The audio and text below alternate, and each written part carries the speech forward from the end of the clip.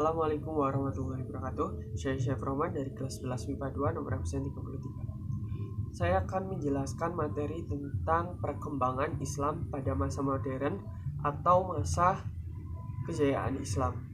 Seorang sejarawan barat, Jacques Sirester, menyatakan bahwa selama 500 tahun Islam telah menguasai dunia dengan kekuatan, ilmu pengetahuan, dan peradaban yang sangat tinggi.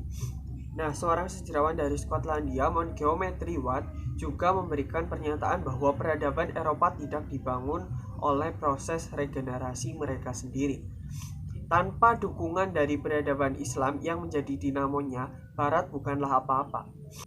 Waktu bergerak, maju, dan tidak pernah mundur. Begitu juga peristiwa sejarah. Sebagai manusia yang diberi akal, pastinya sudah mengingat apa dan bagaimana kejadian yang terjadi pada masa lalu. Akal dapat memprediksi kejadian yang akan datang dengan belajar dari masa lalu.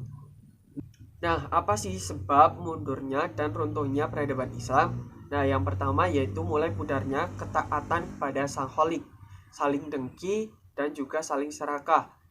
Umat Islam juga kurang memiliki semangat untuk maju dalam ilmu pengetahuan. Yang kedua yaitu modernisasi yang belum global. Dan yang terakhir yaitu perpustakaan sekolah sebagai jantung peradaban tidak banyak dikunjungi. Mereka lebih memilih untuk bermain alat telekomunikasi seperti handphone. Nah, apa saja yang kita pelajari pada materi kali ini? Materi yang pertama yaitu periodasi sejarah Islam, masa kejayaan Islam, dan tokoh-tokoh pada masa kejayaan Islam, serta kesimpulan dan manfaat kita mempelajari materi ini. Nah, materi yang pertama yaitu bab 1 periodasi sejarah Islam. Harun Nasution dalam bukunya yang berjudul Islam Ditinjau dari berbagai aspeknya membagi Islam ke dalam 3 periode besar, yaitu periode klasik, yaitu periode kejayaan Islam yang dibagi lagi ke dalam 2 fase, yaitu fase ekspansi integrasi dan fase disintegrasi. Nah, periode yang kedua yaitu periode pertengahan, yaitu periode kemunduran Islam. Periode ini juga dibagi ke dalam 2 fase juga, yaitu fase kemunduran dan fase munculnya ketiga kerajaan Islam. Dan yang ketiga yaitu periode modern, yaitu periode kebangkitan umat Islam yang ditandai dengan munculnya para pembaharu Islam. Nah, kita masuk ke dalam materi kedua yang kita pelajari, yaitu bab masa kejayaan Islam. Masa ini itu terjadi pada sekitar 650 sampai 1250 Masehi.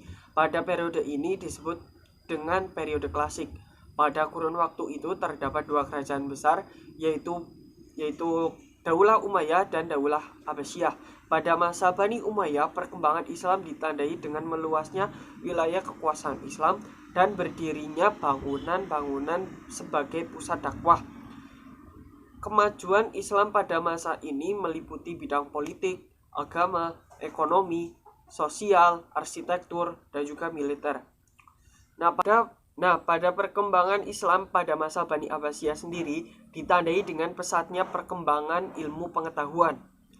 Kemajuan Islam pada masa ini meliputi bidang ilmu pengetahuan, ekonomi, arsitektur, sosial, dan juga militer. Kemajuan umat Islam pada masa Bani Umayyah atau Bani Abbasiyah tidak terjadi secara tiba-tiba, akan tetapi disebabkan oleh faktor internal dan juga faktor eksternal.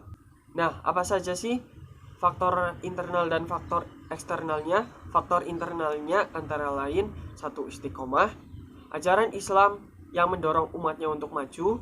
Dan yang ketiga, Islam sebagai rahmat seluruh alam. Yang keempat, Islam sebagai agama dakwah sekaligus keseimbangan dalam menggapai kehidupan duniawi dan juga kehidupan ukhrawi. Nah, sekarang kita masuk ke faktor eksternalnya, yaitu antara lain yang pertama terjadinya asimilasi antara bangsa Arab dan bangsa-bangsa lain yang lebih dahulu mengalami perkembangan dalam ilmu pengetahuan. Nah, yang kedua yaitu gerakan terjemahan pada masa periode klasik. Usaha penerjemahan kitab-kitab asing dilakukan dengan giat sekali. Nah, selain dari faktor-faktor tadi, kejayaan Islam ini juga disebabkan pula oleh adanya gerakan ilmiah atau etos keilmuan dari para ulama yang ada periode klasik tersebut.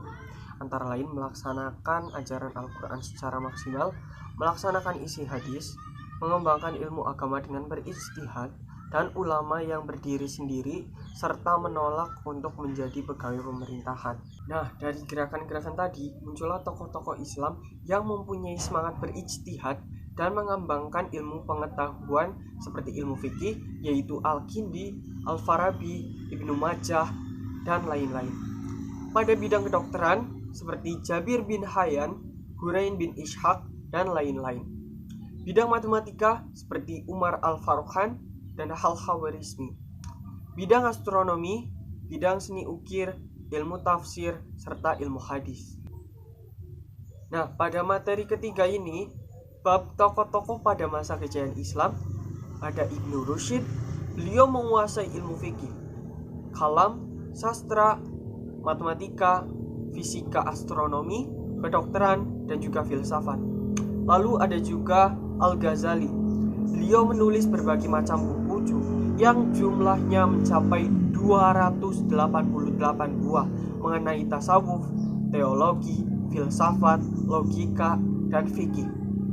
Kemudian ada Al-Kindi, beliau adalah satu-satunya filosof Islam dari Arab. Ia disebut juga Filosof al-Arab. Kemudian ada Al-Farabi, Ibnu Sina, dan lain-lain. Nah, apa yang dapat kita teladani dari materi ini adalah menumbuhkan perasaan optimis dan berpikiran maju guna menjadikan agama Islam mencapai kejayaannya kembali. Semakin memantapkan hati dan pikiran bahwasanya Al-Quran beserta Al-Hadis merupakan pedoman hidup yang sesungguhnya. Nah, apa sih kesimpulan yang dapat kita pelajari dari materi ini? 1. Periodasi Islam terdiri dari 3 periode. Kemudian yang kedua, masa kejayaan Islam terbesar ada pada periode klasik, pada Daulah Umayyah, dan juga Daulah Abbasiyah. Dan yang terakhir adalah banyak sekali tokoh Islam yang sangat luar biasa bagi peradaban dunia. Nah, itu saja materi yang dapat saya sampaikan. Terima kasih dan mohon maaf apabila ada kesalahan dalam penyampaian materi. Wassalamualaikum warahmatullahi wabarakatuh.